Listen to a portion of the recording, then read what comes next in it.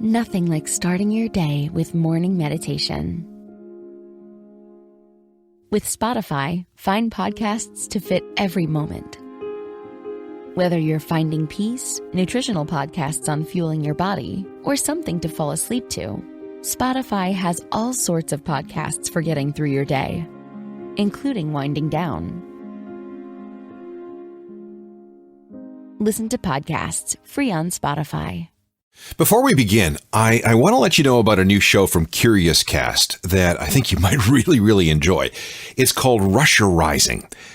Putin's Russia has been accused of using internet trolls and hackers and even assassins to influence the West.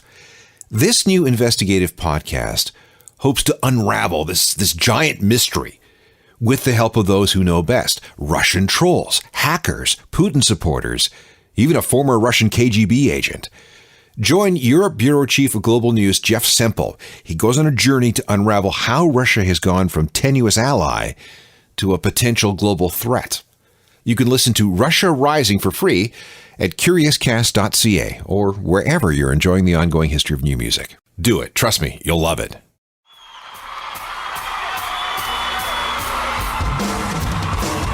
This is awful. Who's running the sound for these guys? That guy over there. What? The one passed out on the mixing board. Can't anyone tell it's too loud and everything's distorted? I can't even tell what song they're playing. What? I'm trying to figure out what song they're playing. You think the technology could have reached the point where music can be loud and clear? What? Proud beer? Loud and clear! Sorry, I've gone deaf. Jeff? Nah, I haven't seen him. Tim, he's over at the bar. Oh, that's it, I'm going home. I'm going home! I'm not coming back until they invent a better sound system. One that doesn't sound like crap! Rap? This is a rock show, isn't it? I think. God, this sound is bad. Why doesn't somebody do something about it? Yeah, you know what? Why doesn't someone do something about it? This is the Ongoing History of New Music podcast with Alan Cross. Hello again, I'm Alan Cross. We've all been to shows where the sound has been awful.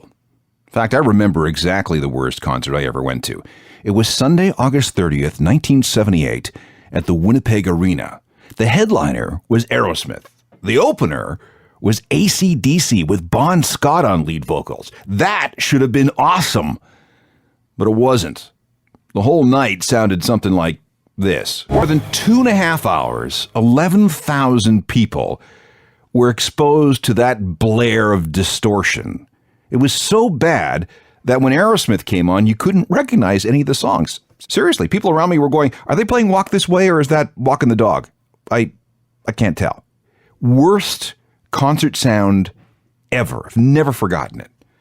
I had some kind of epiphany that night. Why did live sound have to be so bad? What were the roadies thinking? What was the band thinking? Why subject your most loyal fans to such sonic crud? From that point on, I became a critic of concert sound. I started learning about speaker cabinets and amplifiers, crossovers, subs, monitors, feedback, acoustics, sound pressure levels, the whole works. Today, concert sound is a whole lot better than it used to be. There are still audio disasters that happen, but you've probably also been to shows where the sound has been unbelievably excellent. And once we're done here, I think you'll have a new appreciation of just how difficult making an artist sound good in a live setting can really be. We need to start at the very beginning. And at the beginning, there were no PA systems. You needed to rely on what you knew about acoustics and natural amplification. Some archaeologists think that part of the design of Stonehenge involved creating something that would naturally amplify music and chanting. The Greeks and Romans were into public performances. They built large amphitheaters, which they discovered worked better for acoustics if you draped a tent over the top to keep the sound in. The Roman Colosseum had such a tent.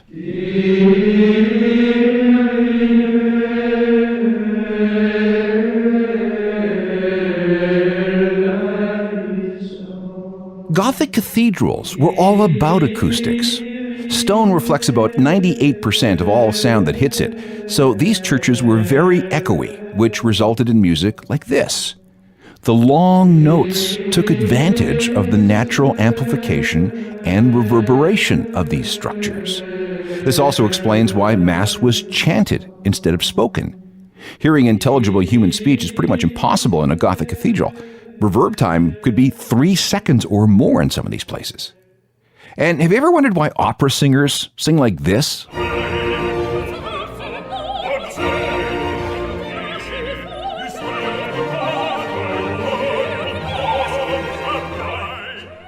No mics or amps. They needed to project to vast crowds, which is also where the design of opera houses came in. You needed buildings that allowed the natural sound from the stage to flow back over the audience who were seated in multiple levels. The first true sound guy was Gaspar P. Chateau. He wrote a book on acoustics called Magavie Universalis in 1657, and as far as anybody can tell, he's the first guy who took the behavior of sound seriously. He was especially interested in the distribution of sound and how that worked. He took some of the notions of the ancient Greeks and Romans and looked at how sound was amplified and collected and reflected and how it flowed through spaces of different sizes and shapes. As for musicians and performers, well, if you needed to be heard more by a larger crowd in a bigger venue, you had 2 choices. You either A, played harder and thus louder, or B, added more people to your band. Why do you think symphony orchestras grew so large? If you were a singer, well, you just had to sing louder like an opera singer, which explains the techniques used by vaudeville performers. Amplifiers started coming along in the 1920s, but they were primitive things that really didn't have a lot of power. They were reserved mostly for vocalists. And as more people got into big band music, the bands obviously got bigger, partly to pump up the volume for all the people that came to see them. But after World War II, it became awfully expensive to maintain a big band, so the trend was towards smaller combos of 4 and 5 people, and everybody was back to playing harder in order to be heard. This explains the surge in the popularity of the saxophone, which could be heard above the din. It also addresses drummers and the structural changes to their kits. It also affected the music, how it was written and how it was performed. The beat became bigger and more important, had to be heard over the crowd. Radio DJ Alan Freed held his Moondog Coronation Ball in Cleveland on March the 21st, 1952. That is considered to be the first ever rock concert. And the sound was awful. First of all, thousands of screaming kids trying to hear bands who had almost no sound reinforcement. They had their instruments, they had their mics, a few amplifiers on stage, and that was it for the 50s and 60s. There was no such thing as a proper concert sound system. All most people had was a combination mixer amp powering 2 PA columns on either side of the stage, each containing 2 12-inch speakers. That was standard. The columns weren't much bigger than standard guitar amps, and frankly, they weren't very loud or clear. But this wasn't just a problem for bands playing in clubs. When the Beatles played Shea Stadium in August 1965, there was still no proper concert sound for the place. They set up on a small stage, and using a bunch of mics and a couple of 100-watt Vox amplifiers, they pumped everything through the stadium's public address system, the same speakers announcers used to tell you who was coming up to bat. It was terrible.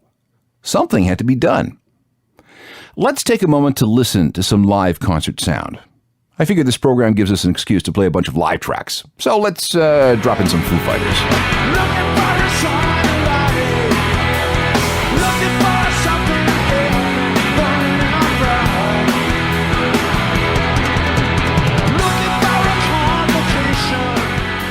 Live Foo Fighters from 2013. I'll periodically drop in some live tracks as we continue to explore the history of concert sound. Makes sense, right? Okay, where was I? Oh, well, Beatles. Shea Stadium, August 15th, 1965. Not only could the Beatles not be heard that night, they couldn't even hear themselves. As a last-second fix, one of the road crew flipped over some of their amplifiers and pointed them directly at the band. It was the only way that they could make it through the show. It was a terrible experience, and the Beatles were miserable. A year later, they played their last proper live gig, and they never toured again. Clearly, with rock crowds getting bigger, and with the demands of playing bigger venues, and all the money that was at stake, something had to be done about the sound at concerts. Now here's the problem. To make this work, you have to amplify the small sound sources on a stage to reach large numbers of people in a large space with maximum realism and minimum distortion. That's it in a nutshell. And that is hard. The Beach Boys were one of the first to try to do something about it. In 1963, they contacted Sun Electronics and asked them to build what would become the first large-scale sound system for use in a rock concert environment. Then, Herb Alpert and the Tijuana Brass contracted Harry McCune Sound Systems for their 1965 tour. That seems to be the second concert sound system. But that was about it. Most manufacturers of sound reinforcement equipment were very traditional, very conservative. Oh, sure, they would sell you something for your jazz club or your gospel group or your country group. But for rock and roll? Never. Some manufacturers even warned that turning their gear up too loud would void the warranties. This was a ploy to keep their stuff from being used by those who played the music of the devil. The first truly massive music event requiring extra special sound reinforcement was the Monterey International Pop Festival in June 1967 in San Francisco. It wasn't pretty, and it sounded pretty bad. Amplifiers and speaker boxes cobbled together to reach more than 90,000 people. But it was a start. It was like, hey, you know what? There could be more of these big festivals. We maybe should invent something that would make them sound good. And if we do that, we'll make a lot of money. This is where we encounter Bill Hanley, the so-called father of festival sound. He'd worked on the PA for Lyndon Johnson's presidential inauguration in 1965 and was part of the sound team for several Richard Nixon campaign rallies leading up to the 1968 election. When it was announced that there was going to be a massive concert in Woodstock, New York in August 1969, organizers called Hanley. Using what he learned working for Nixon, he made sure that all the hippies could hear what was happening on stage. He designed, built, and operated everything during those 3 days. Plus, he was in charge of engineering the audio recording for what would become the soundtrack to the Woodstock movie. He got an Academy Award nomination for that. And he made almost no money. Big strides, yes, but while this system and the new PA systems that followed were quite loud, they weren't very efficient. They required a lot of power to drive them, and they still didn't sound very good. There was little realism in what they delivered. During this period, which honestly consisted most of the 1970s, concert sound systems consisted of horizontal piles of black speaker boxes on either side of the stage. The boxes were aimed haphazardly with little regard to the acoustics of the venue, for stereo images or anything that actually might make the show sound better. The attitude was, make it loud enough and nobody's going to care. Let's pause again for another live recording. Here's the Arcade Fire live at an event called Fashion Rocks in 2005.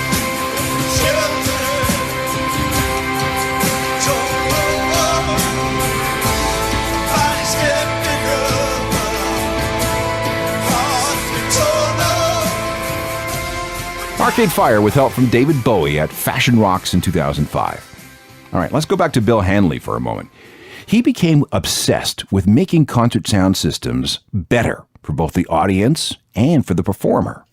Hanley was the first guy to hoist speaker cabinets from the rafters using chain-driven electric motors. This freed up more performance space on the stage and allowed the music to flow out over the crowd rather than down into it. Hanley was the first to employ directional microphones like the Shure SM58, which was introduced in 1966. Mics like that greatly cut down on distortion and feedback. And Hanley was the first to employ those wedge-shaped monitor speakers that fired the music back at the performers so they could actually hear what was happening on stage and not get confused by any echoes from the main PA coming back at them. He was inspired by what the Beatles sound guy did at Shea Stadium back in '65. Plus, speaker and amplifier and mixing board manufacturers were wising up. The rock touring business was big and getting bigger. The demand for loud, clear, and durable equipment was exploding. Companies like Altec, JBL, Sun, Macintosh, and Crown got it. A lot of this could be attributed to the pickiness of the musicians. Artists like Santana and Frank Zappa and the Eagles demanded that they sound good on stage. And this is where we encounter the Grateful Dead. They, or rather their sound people, took us on the next great leap forward. In 1972, the band gathered for a routine meeting in their warehouse practice space in Novato, California. One of the things they discussed was the band's concert sound, something that many in the organization found to be inadequate. They'd been using a system designed by a guy named Bob Heil in 1968 using some Altec cabinets. This was their famous Voice of the Theater series, along with some radial horns, which was a first for anyone, some ring tweeters, and then they had a custom-built crossover to make sure that the right frequencies were routed to the right speakers. It was fine. It was better than most, but like I said, it was lacking by 1972. So they brainstormed about things. Over the next year, their crew experimented with PA gear, led by a former ballet dancer from Kentucky turned LSD drug dealer named Owsley Bear Stanley. The result was revealed in 1973. It weighed 75 tons. It stood 3 stories tall and was 100 feet wide.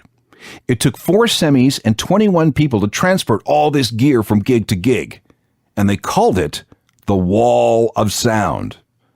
The wall contained hundreds of speakers, 568 JBLs, and about 50 Electro Voice tweeters, to be specific, along with amplifiers, mostly Macintosh tube amps, pumping out something around 26,000 watts, which was absolutely insane for its day. The vocals went through one set, while all the instrumentation went through all sorts of other speakers. The speakers were stacked in what was known as line arrays, up and down collections of speakers all pointing in the same direction, and a slight different direction from the neighboring column, so that the sound would be dispersed more evenly. It was so loud and so clear that it sounded great at a quarter of a mile. After that, the wind began to interfere, but at the time, that was incredible. The Wall made its debut at the Cow Palace in San Francisco on March 23, 1974. Within a year, though, it proved to be too expensive, and the band had it dismantled. But once people saw what had been done, well, there was just no going back. Time for more live music. Here's Sam Roberts. This was Motown. This was New Friends. Where the Chippewa to the finance. That was long ago. This is here and now. But the memory still. Sam Roberts live in Montreal. Thank you. When we come back, more on the development of the concert sound system. Where did things go in the 1970s and 80s? That's next. Here's the situation in my house. 5 days out of 7, I am the person in charge of dinner. My wife works downtown in an office and doesn't get home until way after 6, and when she does, she's obviously in no mood to cook, so this is my job. It's delegation of labor, you know? The problem is that I'm busy too, and I can be in and out of the house all day. So this is where HelloFresh is an absolute godsend. This box shows up on my doorstep.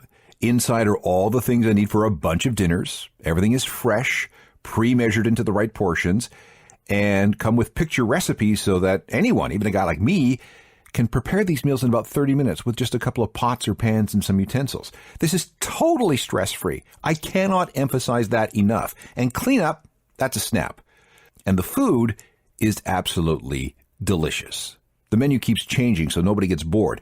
One day it's some kind of comfort food. We might want to try a vegetarian option one night.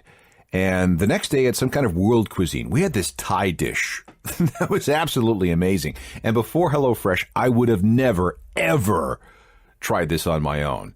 And all this with no planning, no shopping, no hassle, no leaving the house, no nothing.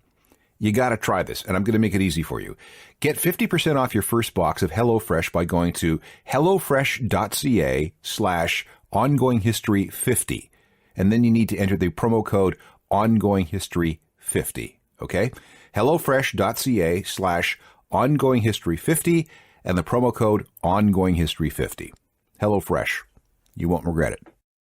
We're tracing the development of concert sound systems, the gear we all hear when we go to gigs. It's been a long, long trip. By the time we got to the 1970s, the size and number of concert tours had multiplied exponentially. Artists and audiences demanded bigger and more impressive stage presentations. New skills were needed to build and operate massive sound systems. Most still covered hundreds of square feet on stages. I've heard them described as piled-up experiments, hand-built systems that weren't really properly tested for performance before being sent out on the road. Companies who supplied such gear often used a mix-and-match approach, using random components from a variety of manufacturers. It's not good, really, but it was all a big work in progress for everyone. But to performers like David Bowie and Yes and Supertramp, getting concert sound right was very, very important, so they pushed sound companies to get better. Another new trick was quadraphonic sound. Pink Floyd were pioneers at that. This meant more sets of speakers, front left and right, and rear left and right. And then for outdoor festivals, we began to see delay towers. These were secondary sets of speakers placed where the sound from the primary speakers began to weaken. This meant that people near the back of the field could hear almost as good as those near the stage. And it also meant that the sound you heard matched up with what the performers were doing on stage. That fixed the old problem of those who were far back seeing something on stage happen before they heard it. Sound travels slower than light, right? So delay towers fixed that. But more and more of these speaker systems were being hung from scaffolding or the roof.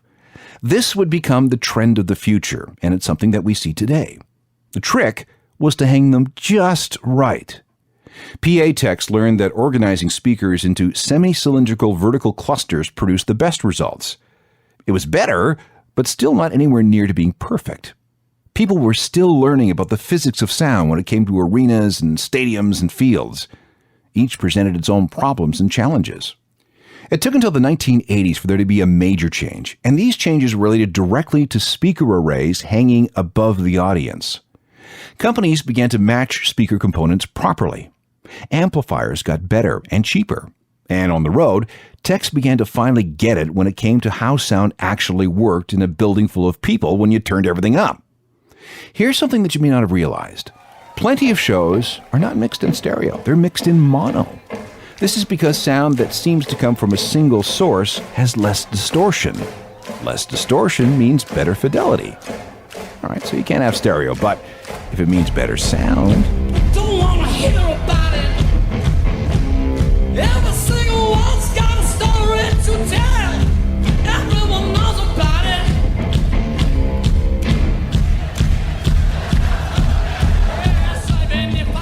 By the middle 1980s, almost everyone was moving their sound systems from the floor to the ceiling.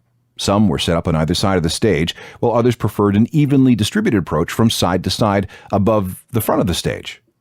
Both sound setups meant more room for stage setups, transforming the spectacle of the rock show even more. Hey, remember those semi-cylindrical clusters I mentioned earlier and how they were a thing for a while? But it was soon discovered that you could only make these things so big before an unacceptable amount of distortion set in. Hang on to that thought. We'll get back to it later. But despite hanging these things from the ceiling, the stage still could be a crowded place. In addition to all the instruments and props, musicians still needed to hear themselves in real time and not any echo coming back from the venue. That was the purpose of those wedge-shaped speakers on the floor that pointed back at them. Some setups also had side-fill monitors, big speakers on either side of the stage pointing towards the middle, so there would be no place you could go on stage without hearing yourself. Now, all these monitors had to overpower the sound of the main PA, which meant that the stage needed to be a very, very, very, very, very loud place. No wonder so many musicians went deaf.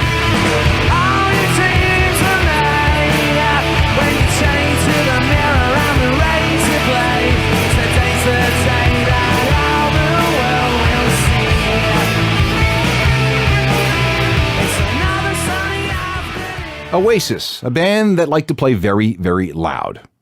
Oh, which reminds me, what's the loudest a band has ever played? For the longest time, the record went to The Who. On May 31st, 1976, they were clocked at 126 decibels at a show in London. That's right in the area where pain begins. Later, it was claimed that Motorhead hit 130 decibels in 1986. That gig actually caused structural damage to the Variety Theater in Cleveland. Oh, and speaking of damage, the electronica band Left Field caused plaster from the roof of the Brixton Academy to fall when they were clocked at 137 decibels. That's like standing next to a jet aircraft at full thrust. But Still not the loudest. The loudest band ever measured hit 140 decibels. 1998. Would you like to guess who? No, you're wrong. That's when Hanson pegged a decibel meter. They may have been even louder, but the meter didn't go any higher than 140. That's not just turned up to 11. That's like 21. And by the way, Marshall once sold an amp where the volume control went from 0 to 20. Just saying. We're looking at the history of those sound systems that we see and hear when we go to concerts. We're now up to the 1990s. This is where things began to get really scientific. The big development was line source systems. These are single rows of speakers hanging from the rigging or the rafters. And it's actually the oldest kind of PA system setup, but up until the 1990s, speakers and amplifiers weren't efficient enough to drive the kind of sound that was required for a large crowd. But by the 1990s, powerful amps were easier to find and were much, much cheaper. And companies figured out efficient and safe ways of hanging these speaker arrays. They were easy and quick to set up and easy and quick to tear down. So great, we finally have excellent concert sound. Well, no, the concert industry had long come to the conclusion that a certain level was good enough for the audience. After decades of being subjected to poor concert sound, most people expected the sound to be reasonably lousy and distorted. Now, there do remain exceptions, of course. The best sound I ever heard at an outdoor concert was Pink Floyd main man Roger Waters, who took his Radio Chaos tour on the road in 1987. That was the cleanest, purest sound I'd ever heard of a concert, not even a buzz from the PA. The other awesomely great concert sound I've heard was Kraftwerk, both in 2004 and 2014. It'll be hard to convey this through the radio, but trust me, it was like listening to an extremely good stereo system. Here they are, live in Stockholm. You'll see what I mean. She's going out to nightclubs drinking just champagne, and she has been checking nearly all the men. She's playing a game and you can hear them say Kraftwerk, live in Stockholm. They've always taken amazing care when it comes to their live sound. As the 1990s passed, the up and down line arrays developed a slight curve. This allowed for more clear, more focused sound without the kind of interference found in earlier systems. Because of their highly directional nature, little amplifier power is wasted broadcasting sound to the ceiling or the walls or the space above the heads of the audience. This technology is now dominant throughout the concert industry. And remember those wedge-shaped monitors and side-fill speakers for performers? They've largely disappeared and have been replaced by what are essentially earbuds. If you look closely, you'll see performers wearing something that looks like a hearing aid in both ears. That's how they hear their personal mix of vocals and instrumentation while they perform. These wireless in-ear monitors shut out all the extraneous noise, tone down the volume, and allow them to hear exactly what they need to hear without blowing out their eardrums. The inventor was a guy named Jerry Harvey, a sound engineer who worked with Van Halen. When drummer Alex Van Halen started to complain that the constant onstage volume was killing his hearing, Jerry decided to do something about it.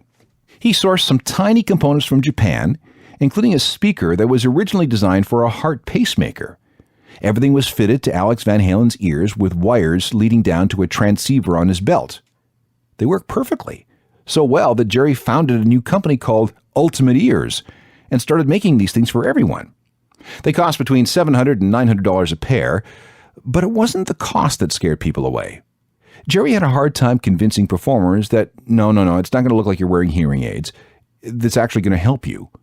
Usually, though, when a performer tried out a set, the difference was so dramatic that they never went back to using stage monitors ever again.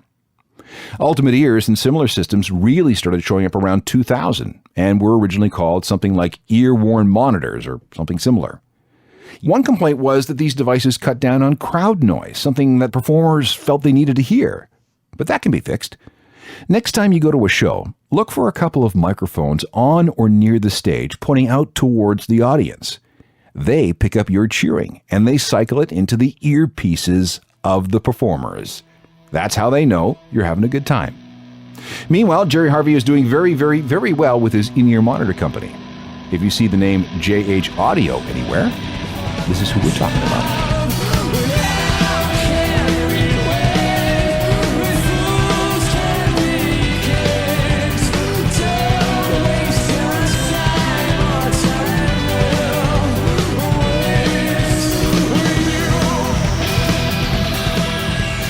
Muse, live at Wembley Stadium. Matt Bellamy couldn't possibly run around as much as he does without in-ear monitors. And that is a short history of concert sound. We'll revisit this topic sometime in the future when we'll talk about such things as backing tracks and the various systems that bands take with them on the road. Meanwhile, we really do need to keep in touch. You can email me anytime at alan@alancross.ca. I would love if you could check out my website, which is ajournalofmusicalthings.com. There's a newsletter that goes with it every weekday, which you should sign up for. It's absolutely free, and it always comes with good stuff. Plus, there's always Facebook and Twitter and Instagram and Google+. I do all that, and like I said, I would love to connect. Technical production is by Kyle Taylor. Talk to you next time. I'm Alan Cross. You've been listening to the Ongoing History of New Music podcast with Alan Cross. Subscribe to the podcast through iTunes, Google Play, Stitcher, Spotify, and everywhere you find your favorite podcasts.